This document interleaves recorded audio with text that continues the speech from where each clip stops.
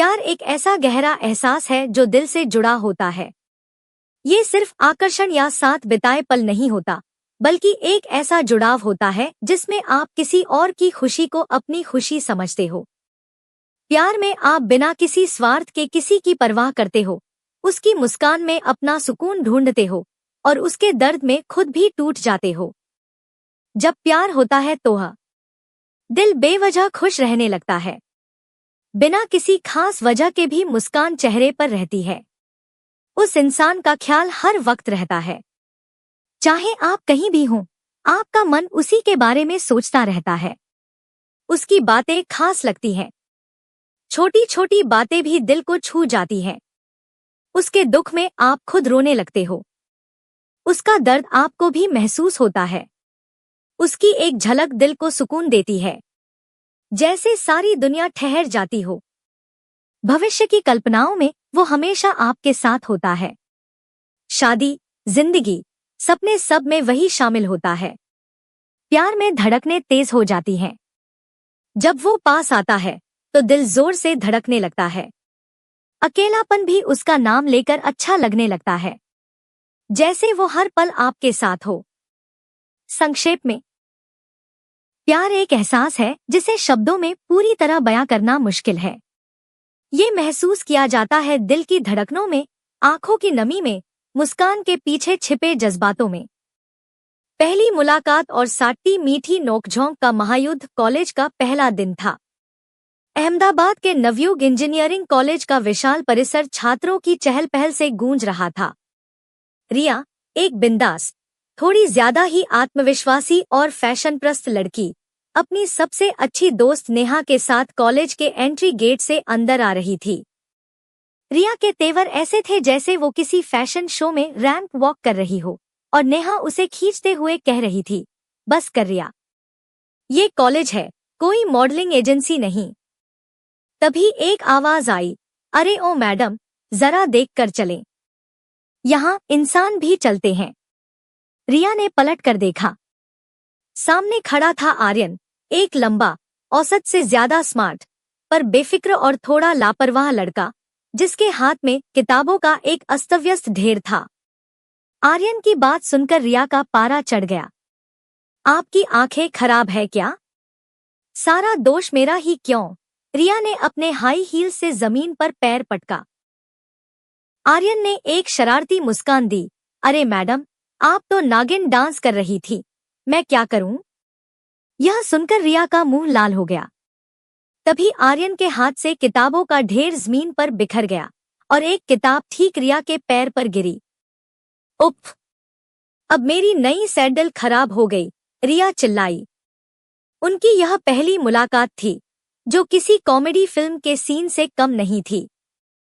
पूरे सेमेस्टर उनकी यह दुश्मनी जारी रही।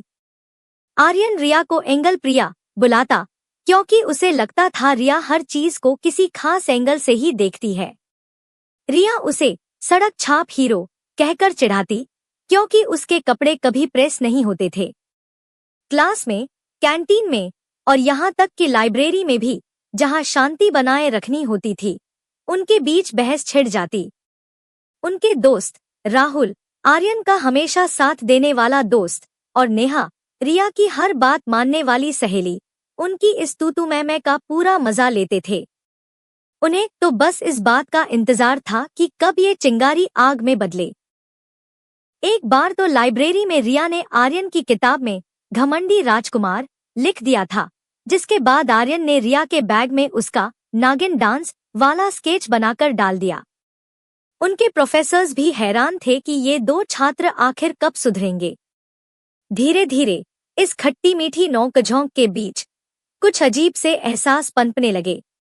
रिया को अब आर्यन की लापरवाहियां, उसका बिंदास अंदाज और कभी कभी उसकी बच्चों जैसी हरकतें अच्छी लगने लगी थी। उसे खुद नहीं पता चला कि कब उसकी नफरत पहले दोस्ती में और फिर दोस्ती प्यार में बदल गई। वह अब आर्यन से लड़ने का बहाना ढूंढती ताकि वह उससे बात कर सके, भले ही वो बहस ही क्यों न हो। एक दिन जब आर्यन को कॉलेज के फेस्ट के दौरान अचानक बुखार आ गया और वो स्टेज पर गिरने ही वाला था, तो रिया ने तुरंत दौड़कर उसे संभाला। वो उसे मेडिकल रूम ले गई और चुपके से उसके लिए नोट्स भी बनाए ताकि उसका सिलेबस न छूटे। आर्यन ने रिया को देखकर कहा, अरे एंगल प्रिया, तुम क्यों इतनी परेशान हो रही हो? मैं ठीक हूँ, रिया ने झट से जवाब दिया। मुझे क्या? बस इंसानियत के नाते मदद कर रही हूँ ताकि तुम्हारे जैसे सड़क छाप हीरो की पढ़ाई खराब न हो। लेकिन उसके दिल में तो कुछ और ही चल रहा था। रिया ने कई बार कोशिश की कि वह अपने दिल की बात आर्यन से कह सके, लेकिन हर बार उसकी हिम्मत जवाब दे जाती। उसे डर था कि आर्यन उसे केवल एक लड़ाकू दोस्त के रूप में ही देखता है और उसके प्यार को स्वीकार नहीं करेगा। उसका डर तब और बढ़ जाता जब आर्यन कॉलेज की किसी और लड़की से मजाक करता तो रिया को अंदर ही अंदर जलन होती। एक बार तो आर्यन ने अपनी क्लासमेट से मजाक में कहा, यार, ये रिया तो इतनी बहस करती है कि लगता है वकालत कर रही हो। रिया ने ये सुन लिया और उसे लगा कि आर्यन उसे कभी पसंद नहीं कर पाएगा। वो अपने कमरे में जाकर तकिए में मुंह छिपाकर रोती, सोचती, यार, ये एक तरफा प्यार भी ना किसी दर्द से कम नहीं। दोस्तों की साजिश और दिल की ढोर का जुगाड़। रिया की उदासी नेहा से भला कहाँ छुपने वाली थी। नेहा ने रिया के दिल का हाल भांप लिया था और उसे आर्यन कसे प्यार हो गया था ये भी समझ गई थी। दूसरी तरफ राहुल में भी आर्यन के अजीब व्यवहार में बदलाव देखा था। आर्यन अब पहले की तरह बेफिक्र नहीं रहता था। वो अक्सर क्लास में रिया को चोरी छिपे देखता और अगर रिया किसी और से बात करे तो उसे अजीब सी चिढ़ होती। हालांकि वो इसे मानने को तैयार नहीं था कि उसे भी रिया से कुछ खास लगाव हो रहा है। नेहा और राहुल ने मिलकर एक धमाकेदार जुगाड़ योजना बनाई। उन्होंने एक कॉलेज ट्रिप का आयोजन किया जिसका मुख्य उद्देश्य था आर्यन और रिया को साथ लाना।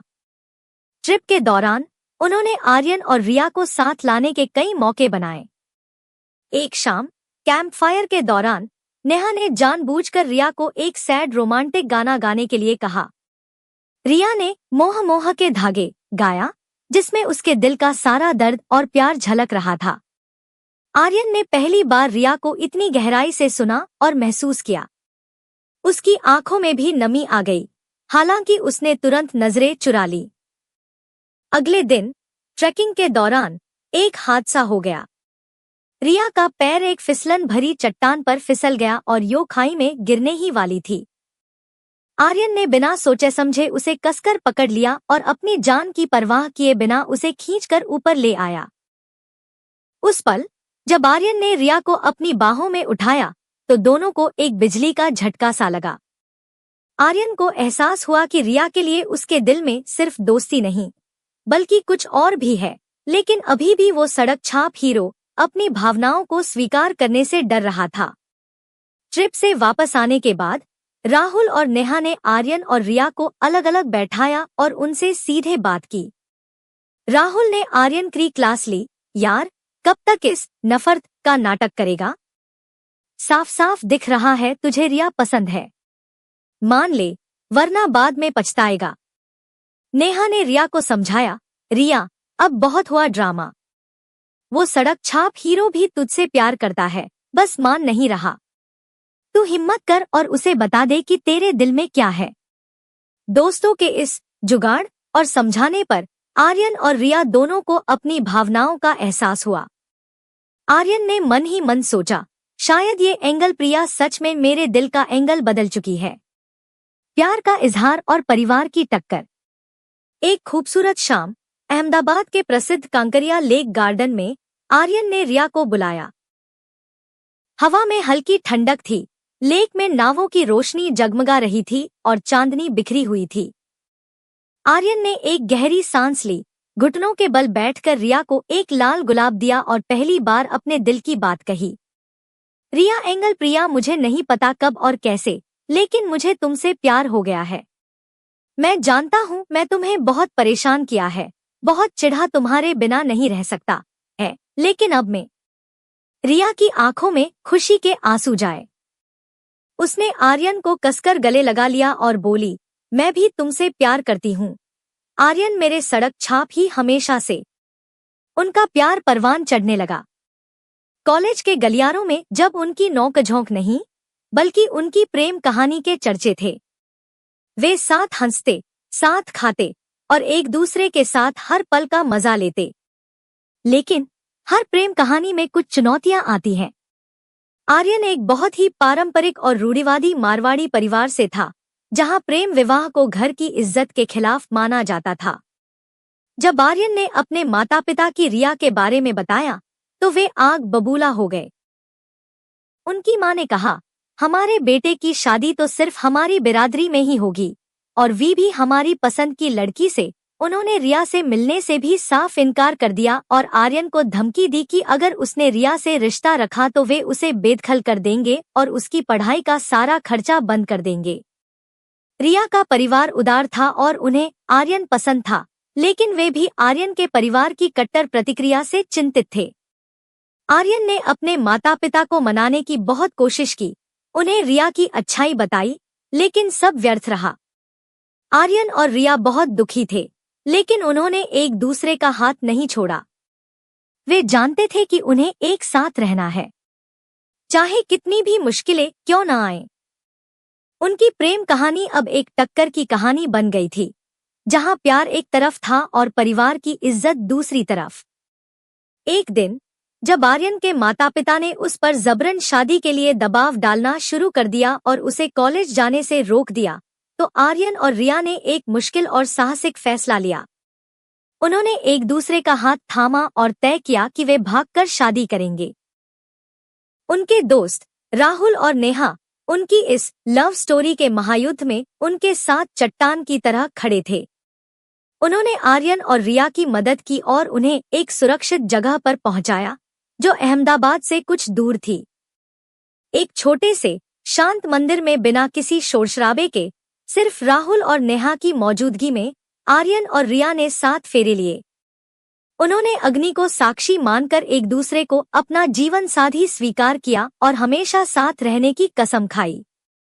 रिया ने मुस्कुराते हुए आर्यन से कहा, तो सड़क छाप हीरो, अब तुम हमेशा के लिए मेरे हो गए। आर्यन ने रिया का हाथ कसकर पकड़ा और बोला, और तुम मेरी एंगल प्रिया, अब मेरी हमेशा के लिए जीवन संगिनी हो। शादी के बाद उन्होंने कुछ समय के लिए अपने परिवार से दूरी बनाए रखी। आर्यन ने अपनी इंजीनियरिंग पूरी करने के बाद एक अच्छी मल्टीनेशनल कंपनी में नौकरी ढूंढ ली और रिया ने भी अपनी पढ़ाई पूरी की। उन्होंने एक छोटे से फ्लैट में अपनी नई जिंदगी शुरू की, जहां उनका प्यार और भी गहरा होता गया। समय के साथ आर्यन के माता पिता को अपने बेटे की कमी खलने लगी। राहुल और नेहा ने भी लगातार उनसे बात की और उन्हें समझाया कि उनका बेटा खुश है और रिया एक अच्छी, संस्कारी लड़की है, जिसने आर्यन को बहुत सपोर्ट किया है। आखिर में आर्यन के माता पिता का दिल पिघल गया। उन्होंने अपने बेटे और बहू को माफ कर दिया और उन्हें अपने घर बुला लिया। जब आर्यन और रिया उनके घर पहुंचे, तो आर्यन की मां ने रिया को गले लगा लिया और कहा, मुझे माफ कर दो बेटी, मैंने तुम्हें समझने में गलती की। आर्यन और रिया ने अपने परिवार का आशीर्वाद लिया और एक खुशहाल, प्यारी और हंसी मजाक से भरी जिंदगी जीना शुरू किया। उनकी प्रेम कहानी कॉलेज की दंतकथा बन गई, जहां एक दूसरे से नफरत करने वाले 2 लोग आखिर में हमेशा के लिए एक हो गए। उनकी कहानी यह साबित करती है कि सच्चा प्यार हर मुश्किल को पार कर सकता है, हर दीवार को गिरा सकता है, और अंत में जीत हमेशा प्यार और थोड़ी सी कॉमेडी